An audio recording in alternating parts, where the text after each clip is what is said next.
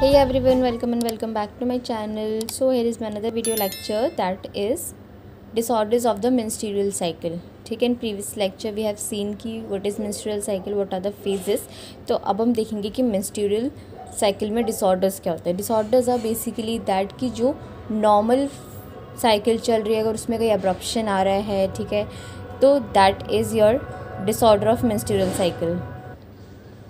तो टाइप्स क्या होते हैं मेंस्ट्रुअल डिसऑर्डर के. तो मेंस्ट्रुअल डिसऑर्डर वो टर्म है जब फीमेल की कोई मेंस्ट्रुअल साइकिल जो नॉर्मल चल रही है वो नॉर्मल ना चल के उसमें कहीं अल्टरेशंस आ रहे हैं, एब्रप्शंस आ रहे हैं, दैट इज़ डिसऑर्डर. तो ये डिसऑर्डर कौन कौन से होते हैं? Amenorrhoea, dysmenorrhoea, oligomenorrhoea, menorrhagia and premenstrual syndrome. तो we will see all this in brief.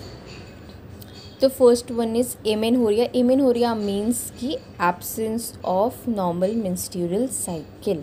ठीक है, तो एमेनोरिया ये होता है. तो ये प्राइमरी होता है. प्राइमरी कब होता है? ये किस केस में हो रहा है कि या तो एज 16 हो चुकी है या 2 years आफ्टर भी हो सकता है. मतलब प्यूबर्टी शुरू हो चुकी है, उसके बाद पीरियड्स नहीं हो रहे हैं. मीन्स पहले पीरियड्स हो चुके हैं बट उसके बाद होना स्टॉप हो गए हैं, या फिर एज 14 होगी उन गर्ल्स में जिनको अभी तक प्यूबर्टी आई ही नहीं. 2 केस में, ठीक है, या तो मेनार्की हो गया है उसके बाद होने बंद हो गए हैं, दैट इज़ एमेनोरिया. ठीक है, या फिर अभी तक हुए ही नहीं हैं. प्यूबर्टी मीन्स कि ब्रेस्ट डेवलपमेंट होता है, प्यूबिक हेयर की ग्रोथ होती है. तो अगर 13 की एज तक मेंसेस नहीं हुए और कोई भी प्यूबर्टी का ऑनसेट नहीं हुआ है, that is your primary amenorrhoea, यानी कि शुरू ही नहीं हुआ है, दैट इज़ प्राइमरी एमेनोरिया. अब हम देखेंगे कॉजेज़ क्या होते हैं प्राइमरी एमेनोरिया. प्राइमरी एमेनोरिया को ओवेट्री एमेनोरिया भी बोला जाता है. ये कब होता है? या तो बहुत एक्सट्रीम वेट गेन हो रहा है तब, या कंजेनाइटल कोई एबनॉर्मेलिटीज़ है रिप्रोडक्टिव सिस्टम की तब, स्ट्रेस की वजह से, एक्सेसिव एक्सरसाइज हो रही है, ठीक है, ईटिंग डिसऑर्डर है, पॉलीसिस्टिक ओवेरियन सिंड्रोम, पीसीओडीज, पीसीओएस, ठीक है, हाइपोथायरॉयडिज्म है, ठीक है, थायराइड का लेवल बॉडी में कम है, टर्नर सिंड्रोम है, इम्परफोरेटेड हाइमेन है, ठीक है, और क्रॉनिक इलनेस है कोई. इनपरफोरेटेड हाइमेन मीन्स कि हाइमेन का जो पाथवे है वो ऑब्स्ट्रक्टेड है टोटली. ठीक है, प्रेगनेंसी हो रही है तब होता है प्राइमरी एमेनोरिया. सिस्टिक फाइब्रोसिस है या कंजेनिटल हार्ट डिजीज़ है, ओवेरियन या एड्रिनल ट्यूमर्स है तब भी, दैट वो प्राइमरी एमेनोरिया. अब आता है secondary amenorrhoea. Secondary amenorrhoea means कि मेनार्की हो चुकी है, पीरियड्स हो चुके हैं, मगर उसके बाद वो बंद हो चुके हैं होना, फिर वो नहीं हो रहे हैं. तो सेकेंडरी उसके कॉजेज़ क्या होते हैं? नेचुरल कॉज प्रेगनेंसी होता है ऑफ कोर्स, ठीक है, मेडिकेशन थेरेपी में कॉन्ट्रासेप्शन अगर यूज़ कर रहे हैं, एंटी डिप्रेसेंट यूज़ कर रहे हैं, कीमोथेरेपी. गायनेकोलॉजिकल कॉजेज़ क्या होते हैं? PSOS, PCOD, PCOS, ठीक है, polycystic ovarian syndrome, premature ovarian failure अगर हो रहा है तो उस केस में होता है. अब हम देखेंगे कि हम डायग्नोसिस कैसे कर सकते हैं एमेनोरिया का. ठीक है, तो हमें इसमें सबसे पहले ये देखना होता है कि जो पेशेंट है उसकी मेनार्की कब हुई थी, फर्स्ट मेंस्ट्रुअल पीरियड से कब हुए थे. फिजिकल एग्जामिनेशन से आप पता कर सकते हैं. FSH, LH का लेवल चेक करते हैं, टेस्टोस्टेरोन देखते हैं, DHEAs देखते हैं, प्रोलैक्टिन और कैरियोटाइप ऑफ द पेशेंट हम इसमें चेक करते हैं. तो देखिए, amenorrhoea means no periods. Amenorrhoea से 5% ऑफ द वीमेन जो चाइल्ड बियरिंग एज की होती है वो अफेक्ट होती है. ठीक है, इसमें क्या होता है कि उनके प्रेग्नेंट होने के चांसेस काफ़ी कम हो जाते हैं और हेल्थ रिस्क पर भी वो होते हैं. तो ये 2 तरीके, ये मेडिकल टर्म हम यूज़ करते हैं जब एब्सेंस ऑफ मेंस्ट्रुएशन हो रही होती है. तो इसके 2 टाइप होते हैं, प्राइमरी और सेकेंडरी. प्राइमरी में क्या होगा, या तो 16 तक पीरियड्स ही नहीं आते हैं, और सेकेंडरी में क्या होता है कि पीरियड्स आ रहे हैं एटलीस्ट 3 मंथ तक नहीं आ रहे हैं एक बार आने के बाद. तो कॉजेज़ क्या होते हैं? डायरेक्टली और इनडायरेक्टली हार्मोनल इम्बैलेंस की वजह से होती है. Natural menopause, pregnancy, lifestyle, excessive exercise हो रही है, लो बॉडी फैट है, ठीक है, मेडिकल कॉज PCOS है, थायराइड डिसऑर्डर है. सिम्टम्स क्या होते हैं कि एमेनोरिया का ओनली सिम्टम यही है कि उसमें एब्सेंस होता है मेंसेस का. ठीक है, बाकी अदर सिम्टम्स आ सकते हैं इसमें, वो according to the patient vary करते हैं.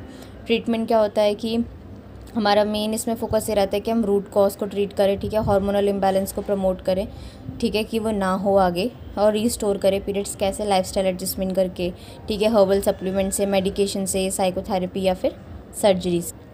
Now comes dysmenorrhoea. डिस्मेनोरिया को पेनफुल पीरियड या मेंस्ट्रुअल क्रैम्प्स भी बोला जाता है. तो डिस्मेनोरिया जो है ये यूजुअली कब होता है? जब मेंस्ट्रुएशन शुरू होने वाली होती है तब ये होता है, और ये टिपिकली लास्ट करता है 3 days या मैक्सिमम 3 days 4 days तक लास्ट करता है. और जो पेन रहता है यूजुअली पेल्विस और लोअर एब्डोमेन में रहता है. अब इसके भी टाइप्स होता है, primary dysmenorrhoea, secondary. Primary dysmenorrhoea कब होता है? जिनको मेंस्ट्रुएशन से पहले और बाद में, मतलब मेंस्ट्रुएशन से पहले और मेंस्ट्रुएशन के टाइम पे पेन होता है, दैट इज़ प्राइमरी डिसमेनोरिया। ठीक है। सेकेंडरी में क्या होता है कि अगर आपके नॉर्मल पीरियड हो रहे हैं और वो बाद में जाके पेनफुल हो रहे हैं, दैट इज़ सेकेंडरी डिसमेनोरिया।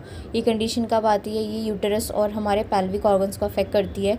और एक कब आती है? जब एंडोमेट्रियोसिस या फिब्रॉइड्स की कंडीशन होती है, यूजुअली तब आती है। बाकी प्राइमरी की कंडीशन नॉर्मल रहती है, वो पहले और ड्यूरिंग द मेंस्ट्रुएशन रहता है पेन। बट अगर ये पेन ज़्यादा एक्सेसिव होता है कि उसे बियर ना किया जाए तो वो ट्रीटमेंट करवाया जाता है उसका। तो ये डिसमेनोरिया मेंस्ट्रुअल क्रैम्प्स से इंटीग्रल पार्ट, इंपॉर्टेंट पार्ट होता है वीमेनहुड का। ठीक है। तो इसमें वो क्या करते हैं? ट्रीटमेंट देखते हैं, और ये देखना भी चाहिए, क्योंकि अगर ये डिस्कम्फर्ट बहुत ज़्यादा बढ़ जाता है तो इससे और भी कंडीशंस अराइज हो सकती हैं। मे बी किसी और कंडीशन का सिम्टम हो सकता है इतना पेन होना। तो मेडिकल टर्म हम यूज़ करते हैं मेंस्ट्रुअल क्रैम्प्स के लिए डिसमेनोरिया। ये 2 टाइप्स का होता है, प्राइमरी और सेकेंडरी। प्राइमरी कॉमन और नॉर्मल होता है, बट सेकेंडरी जो होता है वो रिप्रोडक्टिव ट्रैक्ट डिजीज़ को आपका इंडिकेट करता है। कॉजेज़ क्या रहते हैं? प्राइमरी के नेचुरल यूटेराइन कॉन्ट्रैक्शन हो रहा है। ठीक है। ये किस वजह से होता है? कि उस टाइम पे बीजी का कंसंट्रेशन बढ़ा हुआ रहता है। ठीक है। तो इसकी वजह से, क्योंकि उसका मेन एम होता है लाइन शेड करना। फिर सेकेंडरी डिसमेनोरिया जो होता है वो एंडोमेट्रियोसिस की वजह से हो सकता है, यूटेराइन फिब्रॉइड की वजह से हो सकता है, पेल्विक इन्फ्लामेटरी डिजीज़ PID की वजह से हो सकता है। ठीक है। सिम्टम्स क्या रहते हैं कि जो प्राइमरी डिसमेनोरिया होता है, जब उसका शुरू होता है तो फर्स्ट डे से शुरू होता है। ड्यूरेशन 8 to 72 आवर्स की रहती है। लोकेशन लोअर एब्डोमेन होता है, वो रेडिएट करता है बैक टू लेग्स। ठीक है। प्रोग्नोसिस क्या होता है कि एज के साथ साथ ठीक हो जाता है। बट सेकेंडरी एमेनोरिया क्या होता है? 1 to 2 डेज़ बिफोर पीरियड शुरू हो जाता है और 3 डेज़ से ज़्यादा पेन रहता है। फिर इसका पेन तो लोअर एब्डोमेन और रेडिएट हो जाता है। ठीक है। प्रोग्नोसिस क्या होता है कि एज के साथ साथ ये और ज़्यादा ख़राब होता है। ट्रीटमेंट क्या होता है कि इसमें आपको मेन फोकस आपका ये रहेगा कि या तो आप पेन रिलीफ कराएंगे, ठीक है, हार्मोनल इम्बैलेंस को प्रमोट करेंगे और डिजीज़ ट्रीट करेंगे। अब वो आप कैसे करेंगे? डाइट और एक्सरसाइज की हेल्प से। होम रेमेडीज़ प्रोवाइड करेंगे, हर्बल सप्लीमेंट्स देंगे, मेडिकेशन और सर्जरी भी आप इसमें कर सकते हैं। Now the next condition is oligomenorrhoea. Oligomenorrhoea means कि इसमें जो मेंस्ट्रुअल पीरियड्स होते हैं वो बहुत इनफ्रीक्वेंट होता है, वो कभी भी होते हैं ऐसे। ठीक है। ये चाइल्ड बेयरिंग एज में ही होता है। वेरिएशंस तो कुछ नॉर्मल रहती हैं, बट जो फीमेल्स जिनको मोर देन 35 डेज़ मेंस्ट्रुएशन में लग रहा है, मीन्स उसकी साइकिल 35 डेज से ज़्यादा जा रही है, दैट इज़ ओलिगोमेनोरिया। ठीक है। तो इसमें पीरियड्स यूजुअली 21 to 35 डेज़ के बाद होते हैं। अब इसके कॉजेज़ क्या क्या होते हैं ओलिगोमेनोरिया के? तो पहला कॉज होता है हार्मोनल बर्थ कंट्रोल का साइड इफ़ेक्ट होता है, हैवी एक्सरसाइज होती हैं, डायबिटीज़ होता है, हाई ब्लड प्रोलैक्टिन अगर है तब, कोई ईटिंग डिसऑर्डर है तब। So oligomenorrhoea most common menstrual disorder है। ठीक है। 15% of the child bearing age with females are affected. तो इसमें क्या होता है? इनफ्रीक्वेंट पीरियड्स होते हैं, ऐसी साइकिल जो मोर देन 35 डेज़ लास्ट करती है, दैट इज़ ओलिगोमेनोरिया। तो इसके जो कॉजेज़ होते हैं ये डायरेक्टली इनडायरेक्टली हार्मोनल इम्बैलेंस की वजह से ही होते हैं। तो इसमें पेरीमेनोपॉज भी आ सकता है, PCOS, बर्थ कंट्रोल पिल, excessive exercises, eating disorder, thyroid disorders आते हैं। सिम्टम्स क्या रहते हैं कि ओलिगोमेनोरिया के ज़्यादा सिम्टम नहीं आते हैं, बस यही एक सिम्टम है उसके कि वो बहुत गैप के बाद आता है। ट्रीटमेंट क्या होता है? लाइफस्टाइल एडजस्टमेंट करेंगे, हर्बल सप्लीमेंट्स प्रोवाइड करते हैं, मेडिकेशंस देते हैं, साइकोथेरेपी प्रोवाइड करते हैं पेशेंट को। Now comes menorrhagia. Menorrhagia means heavy bleeding. ठीक है। तो इसमें क्या होता है कि देखिए एक्सेसिव या फिर मेंस्ट्रुअल ब्लड का लॉस जो होता है वो क्वालिटी ऑफ लाइफ पे डिपेंड करता है, हार्मोनल रिस्पॉन्स पे डिपेंड करता है और इमोशनल फैक्टर पे डिपेंड करता है। तो मेंस्ट्रुअल ब्लीडिंग अगर मोर देन 7 डेज़ हो रही है, दैट इज़ मैनोरेजिया। ठीक है। और about 1 in 20 women have menorrhagia. ठीक है। उन्हें होता है। ठीक है। और कोई जो ब्लीडिंग होती है कभी बहुत ज़्यादा हैवी हो जाती है, तो इसकी वजह से क्या होता है कि जो सैनिटरी नैपकिन्स अगर आप यूज़ कर रहे हैं, टैम्पन्स अगर यूज़ कर रहा है पेशेंट, तो वो उसको लेस देन 2 आवर्स में चेंज करता है। कभी ब्लीडिंग इतनी ज़्यादा हैवी हो जाती है। So what is menorrhagia? Menorrhagia medical term है हैवी पीरियड्स के लिए। ठीक है। एब्नॉर्मल यूटेराइन ब्लीडिंग भी बोला जाता है। ठीक है। इसमें जो ब्लड लॉस होता है वो मोर देन 80 ml पर साइकिल होता है। ठीक है। मैनोरेजिया में एब्नॉर्मल ब्लीडिंग होती है, तो उसमें साइकिल से हम इसको डिफाइन करते हैं, ड्यूरेशन से डिफाइन करते हैं और अमाउंट से डिफाइन करते हैं। मैनोरेजिया के कॉजेज़ क्या होते हैं? Structural abnormalities like uterine fibroid अगर है, पॉलिप्स अगर है, हार्मोनल इम्बैलेंस PCOS है या फिर थायराइड की प्रॉब्लम है, मेडिकल कंडीशन यानी कि कोई लीवर या किडनी डिजीज़ है, ब्लड क्लॉटिंग डिसऑर्डर है कोई, ठीक है। उसके बाद सिस्टमिक लोकल और ट्रीटमेंट रिलेटेड होते हैं। सिस्टमिक कॉजेज़ क्या होता है, हाइपोथायरॉयडिज्म है, ठीक है, कोगुलोपैथी है, डायबिटीज़ है, ओबेसिटी है। लोकल क्या है कि पॉलिप्स है, कार्सिनोमा है, फिब्रॉइड्स है, एडिनोमायोसिस है, ठीक है। ट्रीटमेंट रिलेटेड क्या होता है, इंट्रायूटेराइन डिवाइस अगर है, ठीक है, एंटीकोगुलेंट्स अगर है।